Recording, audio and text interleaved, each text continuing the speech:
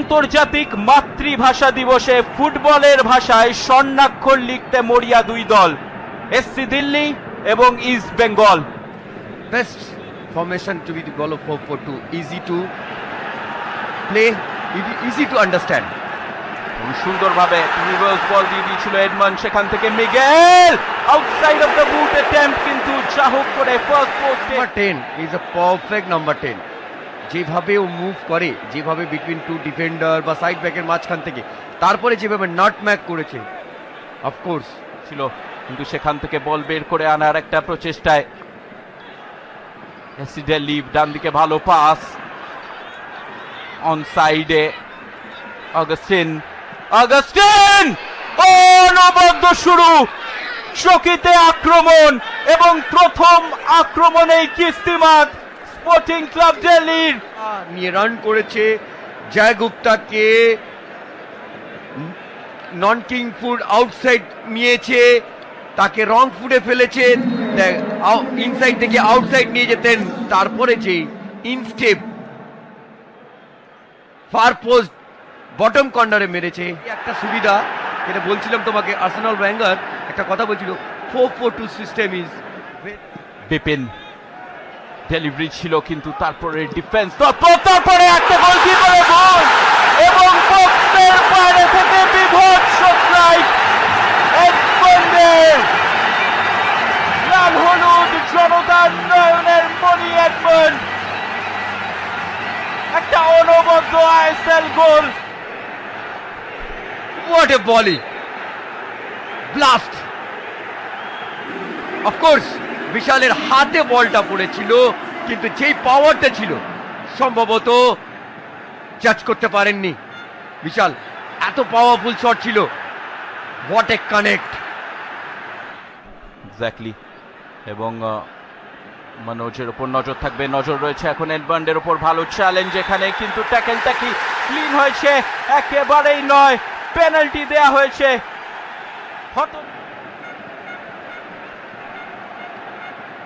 আমার মনে হয় না এখানে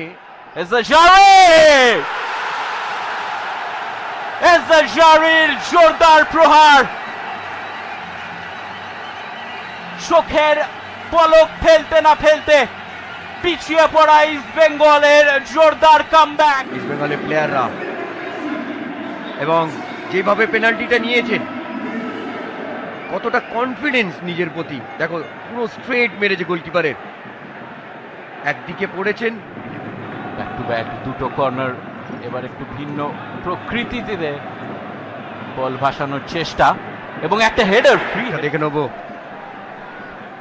মিগেল ইউসুফ জারি আবারও পৌঁছে গেছিল ঠিক জায়গায়, কিন্তু নিজের জায়গাটাও একেবারে মেনটেন করেছিল বিশাল যাদব। জায়গা করি নেই, আর পাসটা তুমি দেখো, ইঞ্চ পারফেক্ট পাস, এবং তালমিলটা দেখো, বেশি দিন হয়নি এসছে। এটাই হচ্ছে। আবারও একটা শর্ট কর্নার, জয় গুপ্তা হেডেরটা জিততে পেরেছিল, কিন্তু অনেক ফারাক পড়েছে। মিগেল দুর্ধর্ষ রান, অনবদ্য বোঝাপড়া এবং অসামান্য ফিনিশ ইউসুফ জারির। মিগেল এবং তুমি দেখো কতটা ওয়েট দিতে হবে পাসিং এ, সেটা কিন্তু খুব ভালোভাবে জানে মিগুয়েল। শুভ কোন জায়গায় রান করতে হবে, নিয়ার পোস্টে যখন মিগুয়েল বল ধরেছে, আই কন্ট্যাক্ট হয়ে গেছে কি আমি এই রানটা করবো। আর গোলকিপারে মনোজ মোহাম্মদ ইনসাইডে এসে একটা দুরন্ত শট, অসামান্য সেভ ওখানে প্রভসুখান গিলের। টপ কর্নারে কিন্তু গোল করেছিল, same thing. And of course world class save, world class. জারি বিপিন আবারও জারি ছেড়ে দিয়েছিল, জানতো পেছনে মিগুয়েল ছিল এবং দুরন্ত বল বিপিনের উদ্দেশ্যে। ওয়েট করছে ওখানে নান্দা, ফার্স্ট টাচটা একটু ভালো হয়নি ব্যাক পোস্টে। ইউসুফকে দিয়ে গোল করে দেবো। দেখো ফার্স্ট টাচটা কিন্তু একটু অ্যাওয়ে হয়ে গেছে। 6 ইয়ার্ড বক্সের কাছাকাছি বল, হেডারটা গোলমুখী হয়নি। এবং প্রথমার্ধের বাঁশি বেজে গেছে, প্রথমার্ধের প্রথম মুহূর্তে স্ট্রাইক এজাজারির ইস্ট বেঙ্গলকে 3-1 লিড দিয়েছে হাফ টাইমে ইস্ট বেঙ্গল গোলের অ্যাভারেজটা হয়তো বাড়তে পারে। গোলের সংখ্যা, গোলের অ্যাভারেজ বাড়তেই পারে। ইস্ট পায়ে বল পড়লেই গতির সঞ্চার ঘটে এবং ইস্ট বেঙ্গল এখন আক্রমণের ঝাঁজ বাড়াতে পারে। নন্দা, সুযোগ রয়েছে, ফার্স্ট টাচ এবং তারপরে সেকেন্ড টাচে অবধারিত ফিনিশটা হলো। রানের জন্যই কিন্তু একটা ডিস্টেন্স তৈরি হয়েছে দুটো ডিফেন্ডারের মাঝখানে। ব্যাভোভিচ উইং এর দিকে একটু, ব্যাভোভিচ দূরপাল্লা শট, দেখতে হবে হালকা। হুডু, এক্ষেত্রে মিগেল তাকে পেছন থেকে ফাউল করেছে। Late challenge. মনোজ মোহাম্মদ, কোনো প্লেয়ার পৌঁছতে পারেনি ওখানে এবং গিলের জন্য খুব সোজা হয়ে গেল কাজটা। মনোজের কর্নার, এবার ব্যাক পোস্ট, আনোয়ার যতটা পেরেছে দূরে পাঠিয়েছে এবং সেখান থেকে কাউন্টার অ্যাটাকে উঠে আসতে পারে ইস্ট বেঙ্গল। এডমন্ড সেখান থেকে, নন্দা আর একটু সমস্যায় পড়েছিল।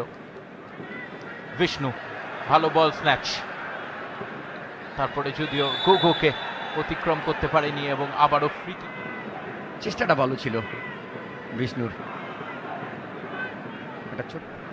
হুডুর বল, বক্সের ভেতর একাধিক প্লেয়ার, ব্যাভোভিচ ফ্রি ভাবে নিয়ে এসেছিল একটা হেডে বল, ডিফ্লেকশন। আবারও বিষ্ণু, ছোট স্পেস থেকে বিষ্ণু, ফলো আপে যদিও কোনো সুযোগ আসেনি ইস্ট বেঙ্গলের কাছে। ভালো মনোজ মোহাম্মদ, ও ব্যাক পোস্টে একটা সুযোগ নষ্ট জোসেফ সানির। আলান সাজির গোল করা উচিত ছিল। আমার মনে হয় এখানে লেফট ফুট ইউজ না করে রাইট ফুট যদি দিতে পারতেন। এবং রাইটের গোল করার 1 মিনিটের মাথায় দেবেন্দ্র মুরগাঁওকার 1-1 করে দেয় স্কোর লাইন। সেরকম ভাবেই ম্যাচ শেষ হয়েছিল। চ্যালেঞ্জ ছিল অফকোর্স, কিন্তু যেহেতু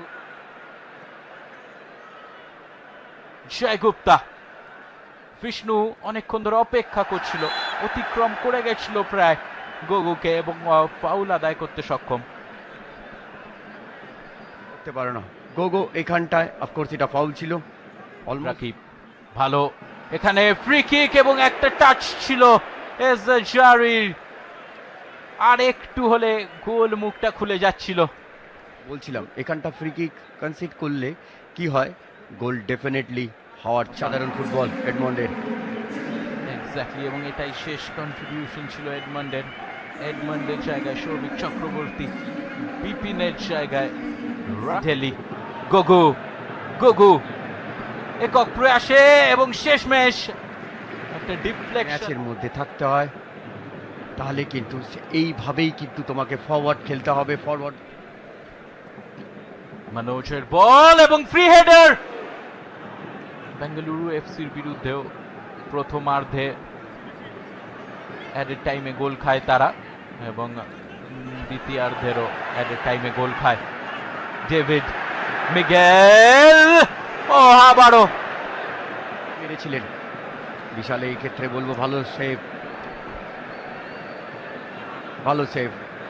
একটু টল দাঁড়িয়েছিলেন বলে বলটা কর্নার নেবে, সেই আউট সুইঙ্গিং বল দূর থেকে। রশিদ সাদা লিগ হাতছাড়া করেছে। মিগেল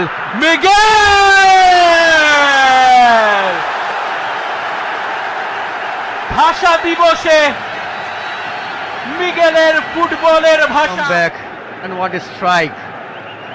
যেভাবে গোল করেছে, আমার মনে হয় পৃথিবীর কোনো গোলকিপার এই জায়গাটা পৌঁছাতে পারবে। এক অনবদ্য সন্ধ্যার সমাপ্তি যুব ভারতীতে। পিছিয়ে পড়েও যুব ভারতীতে উঠল লাল হলুদ ঝড়। নিচে করলো দূরপাল্লার শটে গোল, আদায় করলো পেনাল্টি। এজাজারি আবারও 2 গোল করলো এই ম্যাচেও এবং একেবারে শেষ